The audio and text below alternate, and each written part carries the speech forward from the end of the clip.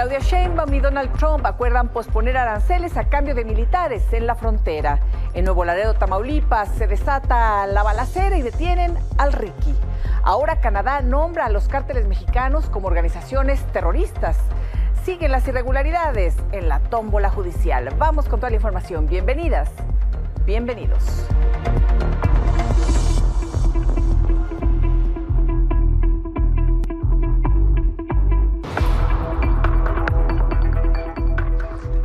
Tuvimos una conversación con el presidente Trump.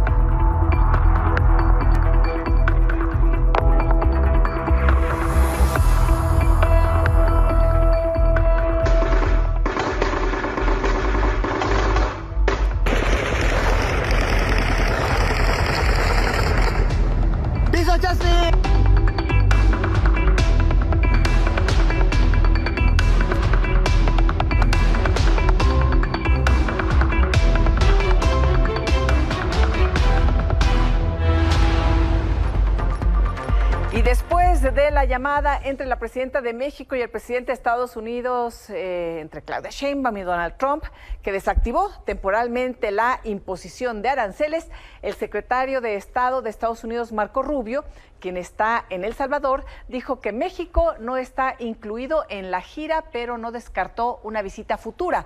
Además, señaló que tiene una buena relación con Juan Ramón de la Fuente, el secretario de Relaciones Exteriores. Will you travel to Mexico? Will I travel to Mexico? I'm sure I will, but we're not planning to as part of this trip. Obviously, things can change on any moment, but right now I've been in touch with the foreign minister. We have started a pretty good relationship, and I'm sure we'll be talking or seeing them very soon, but it won't be, as of this moment, there's no plans for this trip, and I know some of you that are traveling with us want to know the answer, but we don't have any plans at this moment. Y también después de esta importante llamada entre Donald Trump y Claudia Sheinbaum, un avión de la Fuerza Aérea de Estados Unidos especializado en la intercepción de señales eléctricas sobrevoló junto a las costas de Sinaloa en el Mar de Cortés. A las 7:20 de la noche, el Boeing RC-135V había recorrido desde la altura de Culiacán hasta la frontera con Sonora para volver y rodear la península de Baja California de regreso a Estados Unidos, todo ello en aguas internacionales. Según las características de la aeronave, su función principal es recopilar, analizar y geolocalizar señales electromagnéticas, como pueden ser comunicaciones o, por ejemplo, radares, así como proporcionar inteligencia crítica para la selección de objetivos y la prevención de amenazas. Y así fue como México y Canadá lograron aplazar la imposición de aranceles luego de negociar con el presidente Donald Trump. El primer ministro de Canadá, Justin Trudeau, informó que se logró suspender la imposición de aranceles del 25% a los productos de su país por parte de Estados Unidos. Esto durante al menos 30 días. Y para ello, en una llamada telefónica, se negoció con el presidente Donald Trump el reforzar la frontera canadiense con nuevos helicópteros, tecnología y casi 10,000 efectivos de personal para detener el flujo de fentanilo. Además, señaló que Canadá va a designar un zar del fentanilo. Se incluirán a los cárteles en la lista de terroristas. Garantizarán la vigilancia permanente en la frontera, una fuerza de ataque conjunta Canadá-Estados Unidos para combatir el crimen organizado, el fentanilo y el lavado de dinero, y que firmó una nueva directiva de inteligencia sobre el crimen organizado y el fentanilo, y la respaldarán con $200 millones. Por otro lado, por la mañana el presidente de Estados Unidos, Donald Trump, informó que se pausó la imposición de aranceles para México durante un mes, en el cual habrá negociaciones encabezadas por el secretario de Estado, Marco Rubio, el secretario del Tesoro, Scott Bessent, y el secretario de Comercio, Howard Lutnick, y con representantes del alto nivel de México. A su vez, espera participar junto con la presidenta de México, Claudia Sheinbaum, mientras intenta lograr un acuerdo. Y señaló que en la llamada que sostuvo con la presidenta Claudia Sheinbaum, tuvieron una conversación muy amistosa, en la que ella aceptó enviar de inmediato 10,000 soldados mexicanos a la frontera, y que estos estarían específicamente designados para detener el flujo de fentanilo y de inmigrantes ilegales. Más tarde, la propia presidenta habló de lo que se dijo en la llamada. Ya vieron el tuit, ¿no?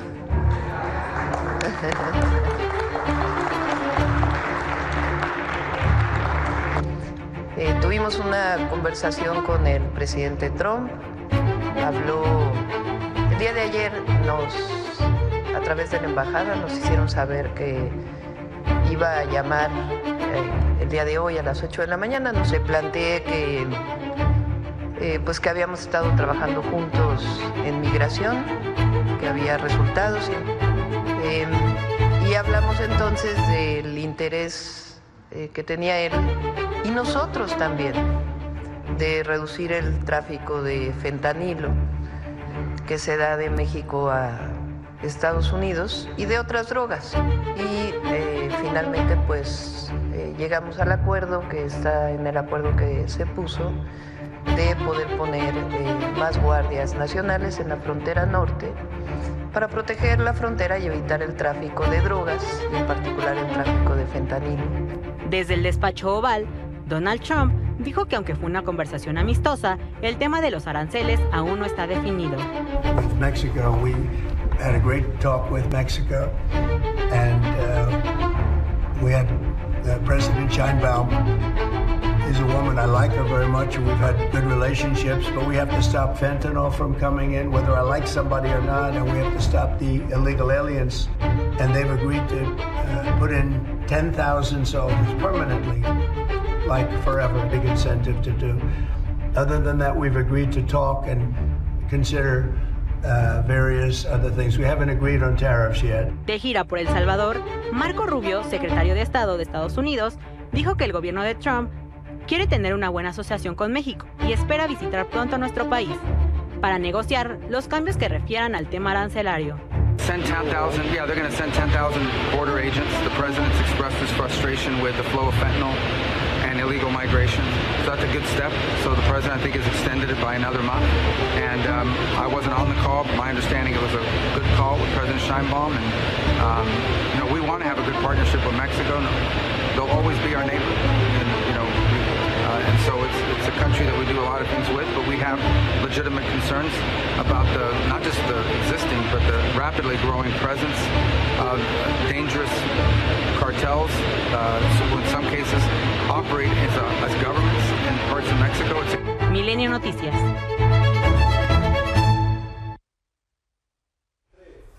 Bueno, y así se desactivó por lo pronto el tema de los aranceles con Estados Unidos, pero bueno, el presidente de Ecuador, Daniel Noboa, anunció un arancel del 27% a todas las importaciones mexicanas. Pues ya aprovechó, ¿verdad?, la ola y justificó la decisión, señalando que los actuales tratados entre ambas naciones son un abuso para Ecuador. Además, refrendó sus intenciones de firmar un tratado comercial ya formal con México.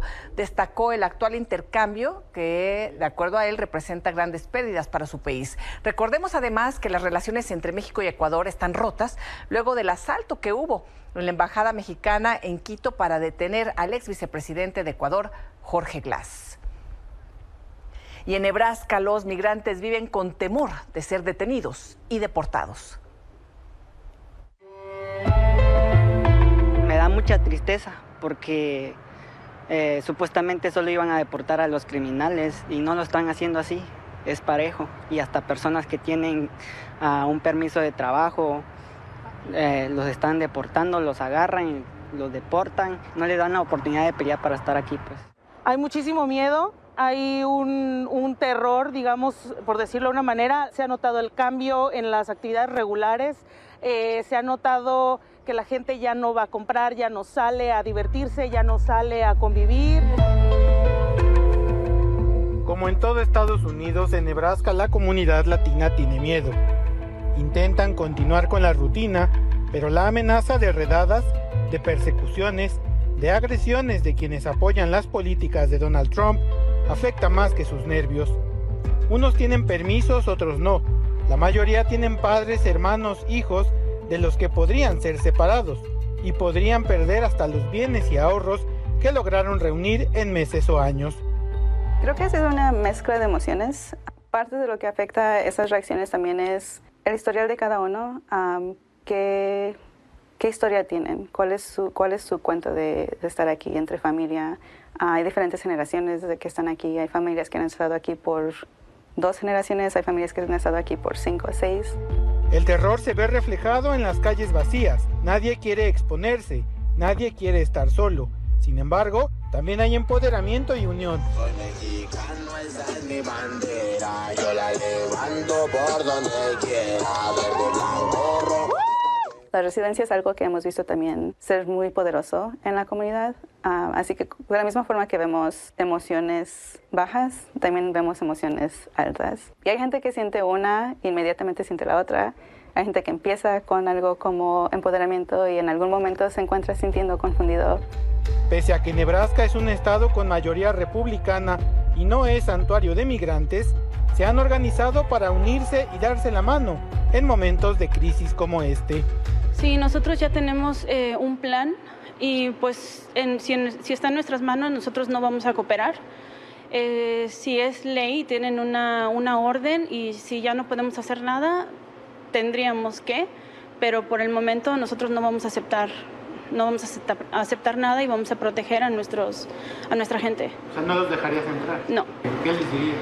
Que no. Si voy a respetar mis derechos y voy a negarme hasta donde más yo pueda. Según datos oficiales, en 2020 los latinos eran el 12% de la población de Nebraska. Esto es 234.715 personas. La edad promedio de los latinos en este estado es de 24 años. Gente joven en su mayoría como Susana, quien se ha sumado a las protestas para defender los derechos de toda una comunidad que hoy está en riesgo de ver el fin del sueño americano. Estas mis hijas son mis hijas y por ellas estoy peleando. Por ellas, el futuro de ellas, el futuro de todos nuestros inmigrantes. Yo trabajo en una escuela aquí en Lincoln, Nebraska, y estoy peleando por mis estudiantes que son inmigrantes también. Todos juntos podemos reunirnos para una causa que es importante para todos. Platícame tu origen, ¿tus papás de dónde son? Mi papá es de El Salvador y mi mamá es de México. ¿Tú eres de aquí? Sí, yo nací aquí. Desde Estados Unidos, con imágenes de Hugo Armando López, para Milenio Noticias, Rafael Montes. Y de este lado de la frontera, en Nuevo Laredo, Tamaulipas, se desataron balaceras y bloqueos. Las autoridades municipales pidieron a los habitantes no salir de sus casas. El Aeropuerto Internacional Quetzalcóatl suspendió sus operaciones y el Consulado de Estados Unidos en Nuevo Laredo emitió una alerta para sus trabajadores.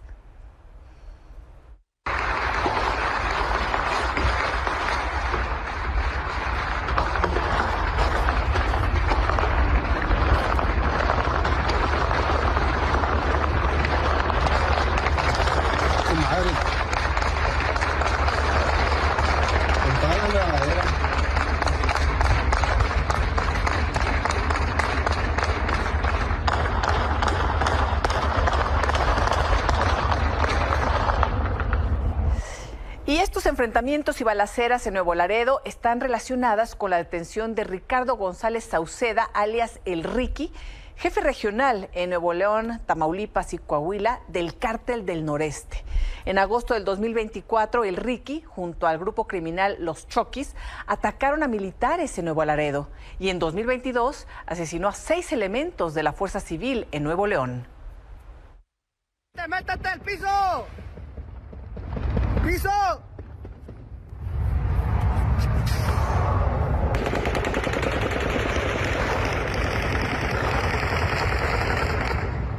¡Piso, Chasmi!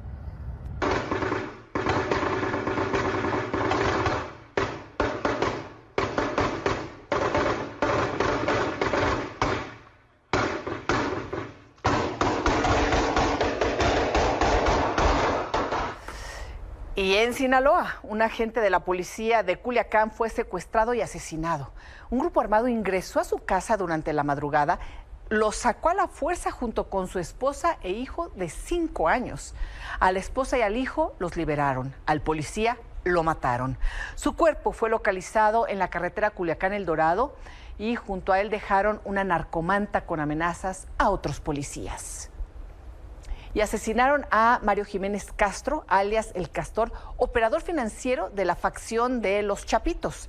Las autoridades de Estados Unidos ofrecían una recompensa de $1 millón para quien diera información sobre su paradero. El homicidio ocurrió en la colonia San Andrés Ocotlán, en el Estado de México. Por acá andaba. El Castor era cuñado del influencer Jesús Vivanco García, el Jasper, quien también fue asesinado en Sinaloa. Óscar Valderas, ¿cómo estás, querido Óscar? Eli, sorprendido con un día que parece que ha durado 72 horas. Un día de asueto. Mira, exacto, la gente está un día libre. Para los periodistas que no sabemos qué es eso. Mira, no sé ni por dónde empezamos. El asesinato del operador financiero de los Chapitos. La detención de un líder regional del Cártel del Noreste, uno de los hombres más importantes, número 2 en la estructura criminal, el Ricky. El avión que sobrevuela aguas internacionales en los territorios de los laboratorios de fentanilo. Canadá nombró de terroristas a los cárteles mexicanos. Promesa de 10,000 militares en la frontera norte. Oye, ¿por dónde empezamos? Oye, podríamos hablar de Ecuador, que nos impuso el arancel. Ay, mira cómo... Oye, después de todo esto que acabamos de informar, así, mira cómo tiembla Ecuador. El arancel de Ecuador ya es lo que menos nos importa. Realmente esa podría haber estado al final. Es más, podría haber salido del noticiario. No es verdad. Pero bueno, lo que pasa es que ve nada más, Óscar, y pues sí, la gente está regresando ahorita del puente, descansando, y nosotros con una vorágine, como siempre, ¿verdad?, de información. Claro. Y con todo esto. Entonces, bueno, ahí está la información que presentamos en este primer bloque, y tú dime qué quieres comentar. Mira, a mí me parece... ¿con qué te quedas ahorita, Óscar, con esta negociación a la que llega Claudia Sheinbaum con Trump y lo que viene? Justo, la noticia me parece que es la negociación, cómo la presidenta logra desactivar esta bomba, al menos por 30 días, que suponía la guerra comercial con su socio más importante, y lo hace sobre todo bajo la promesa del envío de 10,000 integrantes de la Guardia Nacional.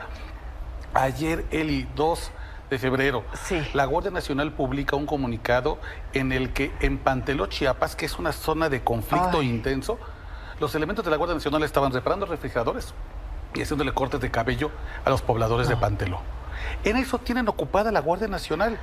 Y además hay las fotografías de los uniformados ahí haciendo casquete corto, arreglando un horno de microondas. Cuando está en llamas, perdón, zonas enteras ahí del estado, bueno, y del país, la verdad. Veíamos, pues también mientras están acordando todo esto, ahí al ladito en la frontera, en Tamaulipas, pues tienen que cerrar un aeropuerto de un lugar pequeño, relativamente pequeño. Sí. Porque la balacera. Exactamente. Porque la detención del Ricky, y se arma un desastre y la gente está resguardada. Completamente. A merced de las operaciones del cártel. Ahora, ¿cuánto representa? ¿Qué es? Eso es decir, ¿qué son 10,000 elementos de acuerdo militares? Con el último censo del INEGI, la Guardia Nacional tiene un personal operativo de 130,000 personas. 130,000. Es decir, 10,000 equivale más o menos al 7 o el 8% de toda la fuerza de tarea de la Guardia Nacional. 10,000, insisto, para una frontera de más de 3,000 kilómetros, que es la que compartimos con Estados Unidos. Sí. Vaya, es realmente un grupo muy reducido. Yo no sé realmente cuál pueda ser la capacidad que tengan 10,000 integrantes, que, insisto, los pueden sacar tanto de cuerpos de élite de seguridad como el que ayer estaba cortando cabello. Entonces, no sabemos el entrenamiento, qué tan buenos son para enfrentar a los grupos criminales más importantes de México y además sus 2 negocios ilícitos más relevantes. Por un lado, el tráfico de drogas y por otro, el tráfico de migrantes indocumentados. A ver, Óscar, yo escribo en mi columna que se publica mañana, ¿no?, sobre parte de esto, en donde 10,000 elementos en la frontera norte, pues al final del día es un mensaje que quiere Donald Trump para su público estadounidense, es una victoria, porque para decir, está esto, como cuando decía vamos a hacer el muro y no vamos a dejar entrar a nadie, ahora ya están estos 10,000 elementos, porque al final del día el tráfico de drogas y el tráfico de personas pues puede ser controlado en cualquier momento, porque ya las Fuerzas Armadas, los militares en nuestro país están a cargo de todo lo que entra, sale y circula en la República Mexicana. no hay nada, o sea, ellos están a cargo de cielo, mar y tierra y son los responsables a través de aduanas, a través de aeropuertos, a través de puertos, de todo lo que ingresa, sabemos, y todo lo ejemplo, que sale en el país. El 70% de las drogas en el mundo se mueven por rutas marítimas. 70%. ¿De qué te sirve aventar 10,000 a una frontera donde además, como tú bien... O sea, ya si llegan a la frontera es porque ya dejaron que llegaran a la frontera. Justo, ese me parece que es el tema, me parece muy relevante, porque el tráfico también se podría combatir perfectamente en la zona centro. Así es. Como si en Tabasco no hubiera tráfico de migrantes, como si por el Estado de México no pasara también fentanilo. Es decir, tienes todo el territorio nacional y el hecho de que lo avientes justo a los últimos kilómetros de la frontera con Estados Unidos, te habla de que más que un despliegue estratégico que realmente pueda combatir estos dos delitos, lo que hace es que le permite a Donald Trump comunicar una victoria a sus votantes más duros y, por ahora, desactivar la guerra de los aranceles. Yo dudo mucho que 10,000, que 7% de nuestra Guardia Nacional sea capaz de darle un vuelco de 180 grados a esto que hemos arrastrado por años, que es el dominio casi total del crimen organizado en varias regiones, pero ayuda en este momento como palanca de negociación. Totalmente. Son negociaciones políticas, al final del día, por supuesto, y en ese sentido, pues ayuda a Donald Trump, y me parece que es un gran logro de la presidenta Claudia Sheinbaum. Justo es lo que te iba a decir. Me parece que una negociación siempre es exitosa en la medida que las dos partes se lleven algo que presumir. Exacto. Creo que Donald Trump se lleva a decir, ven, yo nomás hice un amago y tengo 10,000 militares extra en la frontera que a mí no van a costar, que le van a costar a México. Y por otro lado, me parece que la presidenta Claudia Sheinbaum no solamente gana elogios en México, sino que incluso ya en la comunidad internacional, el propio primer ministro de Alemania ya dijo, nos parece que la presidenta Claudia Sheinbaum llevó una negociación con mucha inteligencia. En esos dos campos me parece que vamos a estar viendo cómo pasan los 30 días y a ver si Donald Trump no nos eleva la vara y nos dice, bueno, ahora amanecí con ganas de que sean 20,000 o que sean 30,000, porque no hay ninguna garantía de que él no vaya a aumentar este chantaje de cara al próximo mes. Es un hombre que actúa de esa manera, muy, muy visceral. Bueno, y en ese sentido escribo también mi columna, pero a ver qué opinan después nuestros lectores, nuestros seguidores, sobre otro logro muy importante que significa lo que pasó hoy de Claudia Sheinbaum, pero bueno, ahí lo dejamos y luego lo platicamos. Y ¿qué representa en todo esto el que hoy pues viéramos a este avión de las Fuerzas Armadas estadounidenses recorriendo? Y me dicen que estaba, y lo aclaran así las autoridades mexicanas, en aguas internacionales, pero ahora sí que en la rayita, en el filito, iba aquí recorriendo todo la parte del Mar de Cortés, ¿no? El Golfo de California, así de un lado y del otro.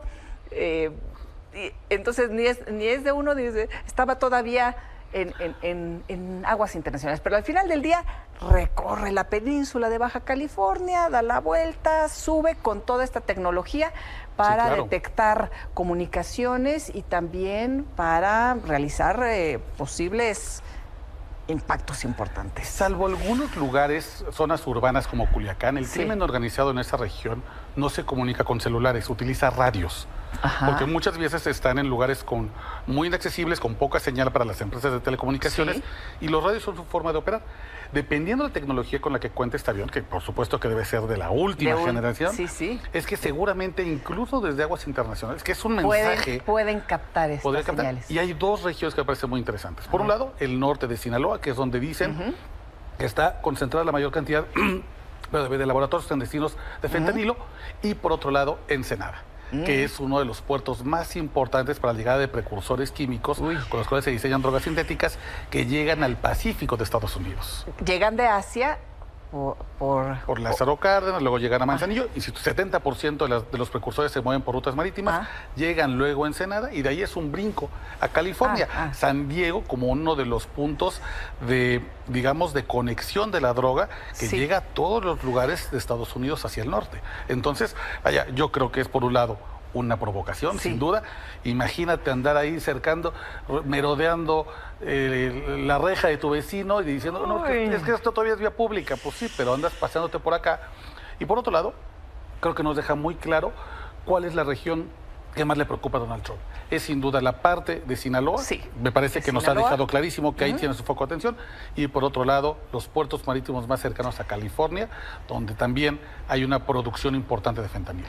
Bueno, y decía, todavía no tengo la negociación o las pláticas sobre grupos terroristas con la presidenta de México, cuando le preguntaron de la llamada de hoy a Donald Trump, pero tenemos una buena relación, pero por lo pronto después de la llamada con Canadá, pues también Canadá nombra a los cárteles mexicanos como organizaciones terroristas. Entonces, en pues, este momento bueno, realmente sabemos muy poco de qué implica eso, ¿no? Sí, Ahí sí, me parece que es... serán parte de las negociaciones. Claro, ¿no? Que, sí, y que esto es también un logro muy importante, porque la espera no nada más es la espera de imponer aranceles, sino es el arranque, ahora sí, claro, de negociaciones, de diálogo y de cooperación, ¿no? Claro, vamos a ver todavía, estamos apenas en esta historia. Y otra cosa rápidamente, que me parece que vale la pena comentar, en el mensaje en redes sociales de la presidenta Claudia Sheinbaum, ella menciona que Donald Trump se comprometió también a revisar el tema del tráfico de armas. En el mensaje de Donald Trump, esa parte no está. Entonces, pero hay, alguien le está dando un peso mayor a esta parte de las armas, seguramente es México, y Estados Unidos me parece que no está queriéndole dar mucha relevancia, algo que para nosotros sí es muy importante. Sí, cada quien con su retórica, pero sin embargo tampoco se desmiente. Es decir, ahí está las negociaciones en donde México ha sido muy claro desde hace tiempo y poniendo sobre la mesa el tema del tráfico de armas, ¿no? Entonces está eso. Y ya aprovechando, Oscar, pero es que de una vez con toda esta información, y tú conoces muy bien Tamaulipas también y lo que sucede ahí, la detención de este hombre, el Ricky, ¿es importante? El Ricky está considerado en el organigrama del cártel del Noreste como el segundo al mando. Es prácticamente la mano derecha de los Treviño, que en algún momento se quedaron, recordando que el cártel del Noreste es una consecuencia de la fulminación de los Zetas. Son, digamos, los herederos de este grupo paramilitar, y sí que es un tipo bastante importante, no solamente porque él no es un jefe de plaza municipal o estatal, era regional, comprendía 3 estados, Tamaulipas, Nuevo León y Coahuila, y además el Ricky había sido señalado por el gobierno de Estados Unidos como alguien que de manera frontal disparaba hacia los propios agentes fronterizos del lado norteamericano, buscando una confrontación con Estados Unidos. Así que su detención, yo sí creo, Eli, que me parece es de primer nivel, pero en un día tan agitado como el de hoy, en el que tantas noticias nos han llenado la agenda, estamos hablando de esta detención como si fuera una más, pero no lo es, y es muy relevante para Tamaulipas. Tanto así, un aeropuerto internacional se tiene que cerrar para evitar que la venganza del cártel pueda atacar la vida de civiles no relacionados con el conflicto. Sí. Oye, querido Oscar, a ver, aquí me están mandando un comunicado de la defensa, que es lo que ya dijimos, pero bueno, aquí está el comunicado. A ver. Ya sabes, que dice: a las 13:41 horas, el Centro de Control del Área Mazatlán informó al Centro Nacional de Vigilancia y Protección del Espacio Aéreo, CENAVI, que detectó un vuelo a 83 kilómetros al suroeste de Cabo San Lucas, Baja California Sur, fuera del espacio aéreo mexicano sobre aguas internacionales. Pues es el vuelo que estamos comentando, es del que estamos hablando, es del que ya informamos y que ya dijimos que está sobre aguas internacionales. Ahora, bueno, así están las redes para también cerrar como con toda esta información, ¿no? El Centro de Control de Mazatlán avisa sobre lo que pasa en Baja California. Oye, pero además fue un vuelo largo porque estaba desde las 13 y cachito, decía aquí la información, y a las 19:20 continuaba en cierto recorrido, o había registros, entonces... Habla de que es un vuelo de reconocimiento, de detección, no es un vuelo de pasajeros, no es un vuelo de tránsito, es un vuelo que seguramente se ha utilizado para generar información criminal. Sí. Y también por las características del propio Exacto, avión, ¿verdad? el propio tipo de avión nos da esa señal. ¿Para qué proceso judicial? ¿Para qué investigación de Estados Unidos? Bueno, tal vez lo sabremos algún día. Bueno, ahora sí que ya entrados en este mood más relajado, como dicen por ahí, go you to know, ve tú a saber. Ve tú a saber, a ver qué tal. Querido Oscar, muchísimas gracias. Gracias, Eli, muy buenas noches. Y el Comité de Evaluación del Poder Legislativo concluyó la insaculación de aspirantes a juzgadores. Y vía tómbola integró las 9 ternas de candidatos y candidatas a ministros y ministras de la Suprema Corte de Justicia de la Nación, además de 2 ternas para la Sala Superior del Tribunal Electoral y 5 ternas para las magistraturas esto es muy importante, del nuevo Tribunal de Disciplina Judicial, porque es el que va a poder decirle sí o no a los ministros o castigarlos o mandarlos, en fin. Vamos a ver, el proceso transcurrió con discrepancias en las listas y confusiones en el género de algunos aspirantes, por lo que se declararon 3 recesos entre domingo y lunes para corregir las inconsistencias. De acuerdo con el periodista Hernán Gómez, el gran beneficiado de la cúpula del próximo Poder Judicial es el ministro en retiro Arturo Saldívar, quien además es coordinador de política y gobierno de la presidencia, y es porque ha logrado meter a 4 candidatos a ministros: Ana María Ibarra, Fabián Estrada Tena, Lorena Josefina Pérez y Marisol Castañeda Pérez, además de 2 operadores, Gabriel Regis López y José Artemio Zúñiga, pues controlarían, de acuerdo al periodista, 2 puestos del Tribunal de Disciplina Judicial, y Saldívar tendría más influencia en la integración de la Suprema Corte y del Tribunal. Bueno, a esto reaccionó también Arturo Saldívar, dijo que no era cierto y lo negó.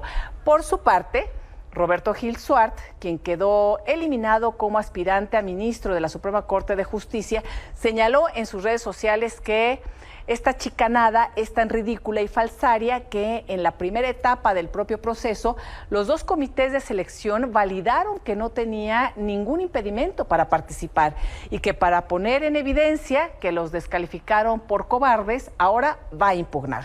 Además, arrobó al presidente del Senado, Gerardo Fernández Noroña, y señaló que es por bocón. Fernando Damián, nos tienes toda la información, has dado seguimiento a este proceso y bueno, finalmente ya hay ternas. Fer, buenas noches. ¿Qué tal, Elisa? Muy buenas noches, te saludo con mucho gusto. Pues efectivamente concluyó ya la insaculación de los aspirantes a los distintos cargos del Poder Judicial para la elección que tendrá lugar el primer domingo de junio. Comentarte que el Comité de Evaluación del Poder Legislativo, instalado aquí en la antigua sede del Senado de la República, pues definió ya 9 ternas de aspirantes, 5 de ellas de mujeres, 4 de ellas de hombres, para ministros de la Suprema Corte de Justicia de la Nación. Destacan algunos personajes como María Estela Ríos, quien fue consejera jurídica de la Presidencia de la República durante la segunda parte del gobierno de Andrés Manuel López Obrador, además de personajes también como Sara Irene Herrerías, fiscal de Derechos Humanos de la Fiscalía General de la República, Ulises Carlín, consejero jurídico del Gobierno de Nuevo León, y también Ángel Mario García, magistrado penal de ese mismo estado, entre otros personajes. Sin embargo, señalar que se quedaron fuera otras personas identificadas con el oficialismo, como es el caso de Jaime Cárdenas y también Eduardo Andrade. Así las cosas, durante 11 horas, Elisa, el Comité Técnico de Evaluación del Poder Legislativo pues recurrió a la insaculación, a la tómbola pues con pelotitas en urnas, y ahí pues también definió las ternas para el Tribunal de Justicia, de Disciplina Judicial, quiero decir, además de la Sala Superior del Tribunal Electoral del Poder Judicial de la Federación, y para las 5 salas regionales de este organismo, además de magistrados de circuito de todo el país, de las 32 entidades federativas, y también jueces y juezas de distrito. Comentarte, Elisa, que esta jornada transcurrió entre discrepancias logradas, identificadas en las listas de aspirantes, y también algunas confusiones, algunos errores en la ubicación de candidatos varones en listas de mujeres y viceversa, por lo cual entre domingo y lunes hubo 3 recesos para corregir estas inconsistencias. Cabe decir que el presidente del Senado de la República, República, Gerardo Fernández Noroña, soslayó pues estas fallas, estos errores, y dijo que no afectan ni ponen en riesgo, por supuesto, el proceso de elección de juzgadores para el 1 de junio. Así las cosas, ha concluido también aquí ya en el Comité del Poder Legislativo este proceso, y bueno, estará sujeto a la aprobación del Pleno, tanto del Senado de la República como de la Cámara de Diputados, para ya pasar al Instituto Nacional Electoral y seguir adelante con este proceso de elección extraordinaria. Elisa. Fer, muchísimas gracias. Buenas noches. Una pausa y volvemos con más información.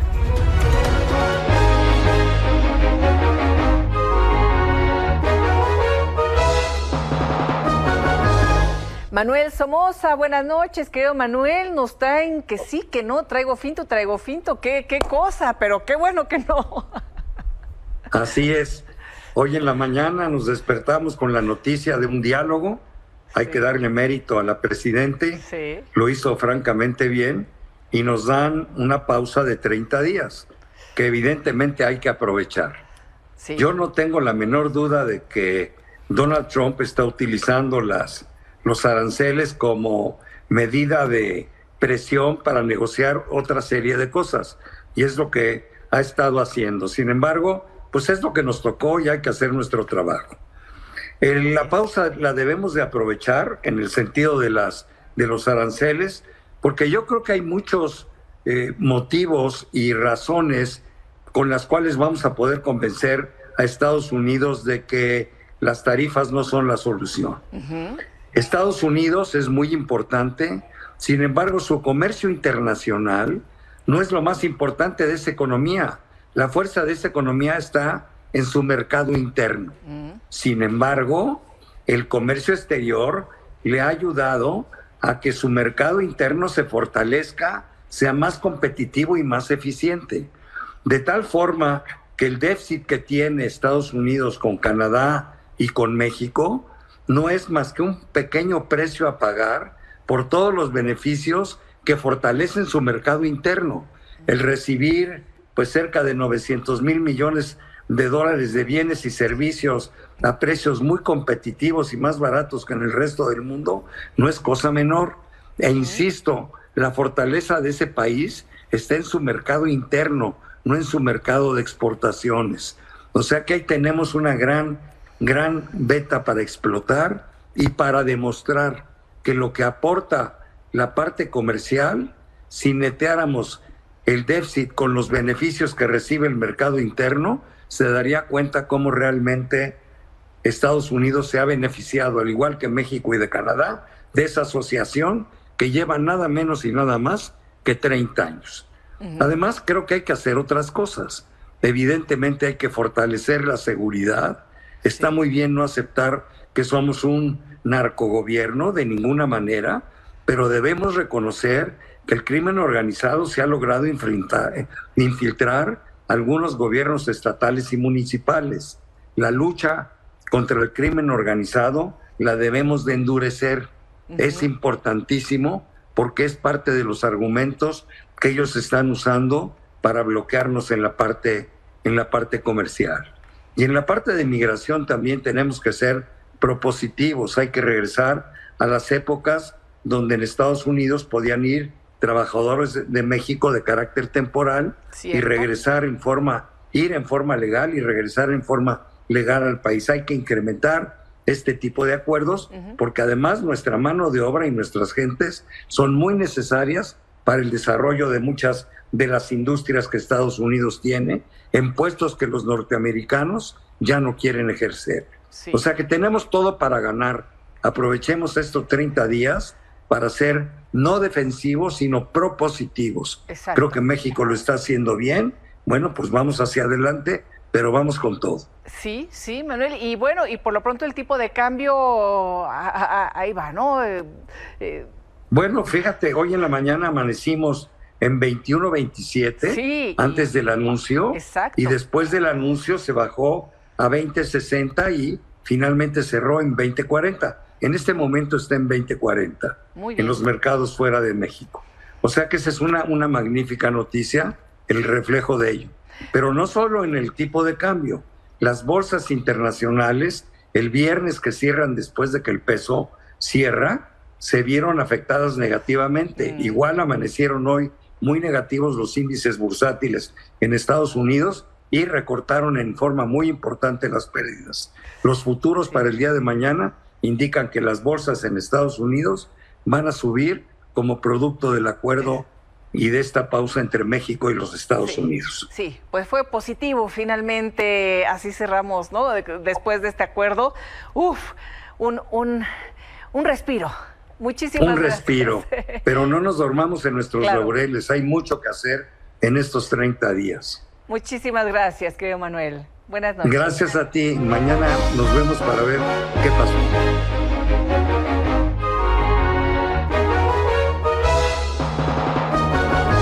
Buenas noches, los espero mañana.